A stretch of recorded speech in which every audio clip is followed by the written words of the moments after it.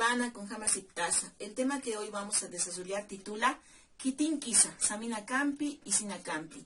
Es la pertenencia con el vocabulario de colores y las prendas de vestir. Por este lado tenemos dos colores, Chupica o Huila, que es el rojo, Sajuna, azul. También tenemos el vocabulario de las prendas de vestir, Yuchu, gorra, aspa, visera. Al mismo tiempo, vocabulario de términos de parentesco, achachila, abuelo, azuagua, bebé. Vamos a utilizar también para realizar las preguntas y respuestas los pronombres posesivos. Ja, mi, ma, tu, pa, su, sa, nuestro, nuestra.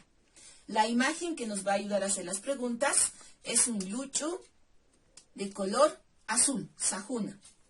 El sufijo de pertenencia y los pronombres demostrativos acá, esto, esta, este, uca, eso, esa, es. Realizamos la pregunta. Queremos decir de quién es esta gorra azul. Entonces, kitin kisa, acá el pronombre demostrativo. Seguidamente debemos colocar el color, el nombre del objeto, en este caso de la prenda de vestir, que va a ir acompañado de este sufijo enfatizador ja, que no tiene significado. Kitin kisa acá sajuna yuchu, ¿de quién es esta gorra azul? Respondemos. Para la respuesta, si mi pregunta está acá, en la respuesta será uca. Empezamos. Uca, con el pronombre demostrativo, el color, uca sajuna, el objeto, uca sajuna yuchu, esa gorra azul, quiero decir, es de mi abuelo. Entonces, la palabra abuelo en aymara, achachila. El pronombre posesivo mi,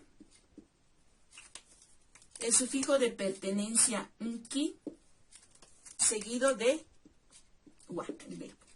Uka sajuna yuchu, achachila hankiwa. Esa gorra azul es de mi abuelo. Podemos hacer otro ejemplo más, aquí con azuagua. Y preguntamos, kitin kisa. En este caso vamos a utilizar el otro pronombre demostrativo uka. Kitin kisa uka. Seguiremos con el color. Uka sajuna yuchu. ¿De quién es esa gorra azul? Nuevamente. Y quiero decir, esa gorra azul es de tu bebé. Entonces, sería acá. O uka también puede ser. A ver, esa. Utilizaremos el mismo. Uka sajuna yuchu.